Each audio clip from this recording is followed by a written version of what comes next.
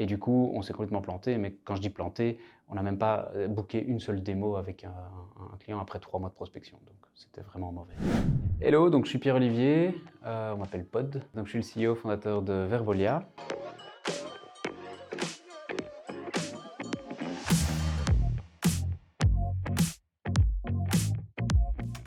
Vervolia, qu'est-ce qu'on fait? C'est une plateforme SaaS, une technologie, un outil qui permet d'augmenter le trafic sur les sites e-commerce. Donc la boîte, on l'a lancée il y a 4 ans maintenant. On a quasiment 40 personnes qui travaillent avec nous et on devrait atteindre 3,5 millions d'ARR ici fin d'année. Et de cela, il y a à peu près 80% à l'étranger pour 20% ici en Belgique. Donc on a un gros effort sur l'étranger.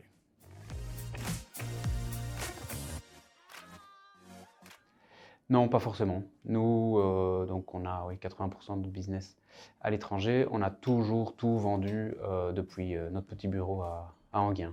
Donc non, pas spécialement. Alors le déclic, ça a été quand on a signé un deal plutôt corporate avec un grand groupe qui possède des sites dans plein de pays, dont des gros sites au Chili, au Brésil, enfin en Amérique latine.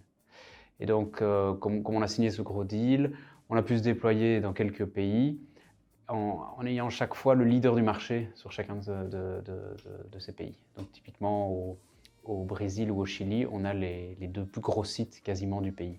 Et donc évidemment, une fois qu'on va essayer de démarcher d'autres clients, quand on leur dit on travaille déjà avec OLX qui est gigantesque, bah, tout le monde ouvre, les portes sont ouvertes. Il y a pas mal de différences. La première, c'est le pouvoir d'achat, on va dire. Comme nous, on est vraiment dans le e-commerce, on va être lié au pricing du pays, au pouvoir d'achat du pays. Donc nos prix déjà sont un peu différents en Amérique latine de l'Europe, ça c'est clair. Et puis la langue. Donc nous, forcément, on a des gens qui parlent un peu toutes les langues nécessaires pour aller vendre chaque fois dans les pays.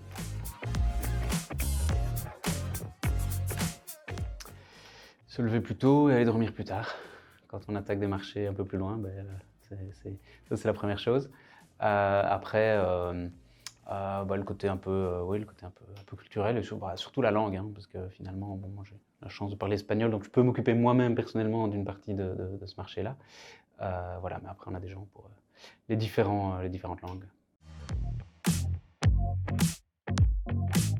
Alors on peut faire plein de belles théories pour décider où on se lance et où il vaut mieux aller.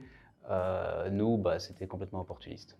Donc c'était un peu du spray and pray comme on dit. Donc on a testé, on a essayé de contacter des gens un peu partout et puis les premiers qui ont accroché, on a mis le grappin dessus, on a commencé à prospecter plus et à vendre. Et puis c'est souvent ça, dès qu'on en vend un dans un pays, on peut se développer beaucoup plus. Le premier c'est le plus difficile.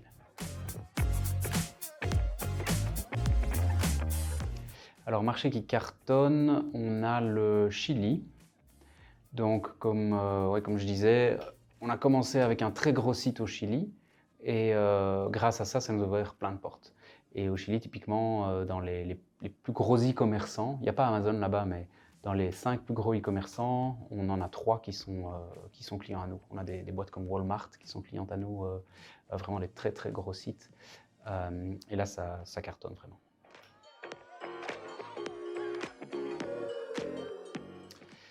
Alors, marché où on s'est planté, les États-Unis.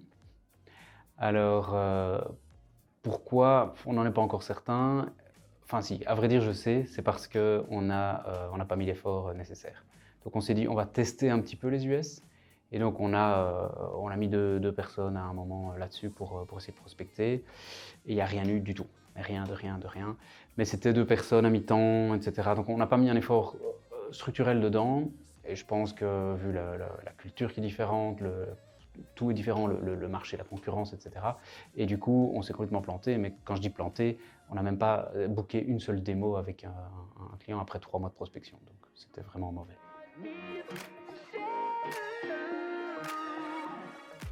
La culture du pays, je dirais pas, mais par contre le marché et l'industrie, l'état de l'industrie est super important. Donc typiquement la concurrence. Tout ce qui est Europe ici, on a vraiment pas de concurrence. Par contre au UK, où on commence à bien se développer, là il y a quand même 2-3 concurrents, des concurrents US qui viennent et qui commencent à s'implanter. Donc là, ça c'est quand même vraiment important.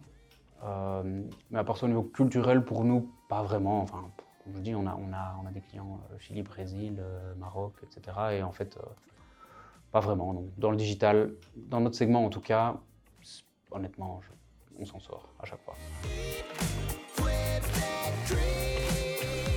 Alors, subsides pour aller à l'étranger, ben, nous, on travaille un petit peu avec la région wallonne. On a eu quelques subsides. La WEX nous aide aussi pour certaines, quand on va faire des foires et des choses comme ça. Ça, on commence à avoir. On n'a pas tellement utilisé, honnêtement, aujourd'hui, mais je sais qu'il y a pas mal de choses qu'on peut faire, quoi. Alors, une sales machine, c'est ce dont tout le monde rêve. C'est donc en tout cas dans le SaaS, hein, dans notre industrie, c'est créer un environnement, une machine, une méthodologie, un groupe de personnes dans lequel on fait rentrer des gens, en général des juniors, qui vont commencer, on va dire, plutôt en bas de l'échelle pour faire toute la partie prospection, etc. Et puis qui vont grandir. Et donc c'est vraiment une équipe, une méthodologie où on fait rentrer des gens et on fait sortir des contrats signés. Et l'objectif de cette sales machine, c'est quoi? C'est obtenir un modèle prévisible.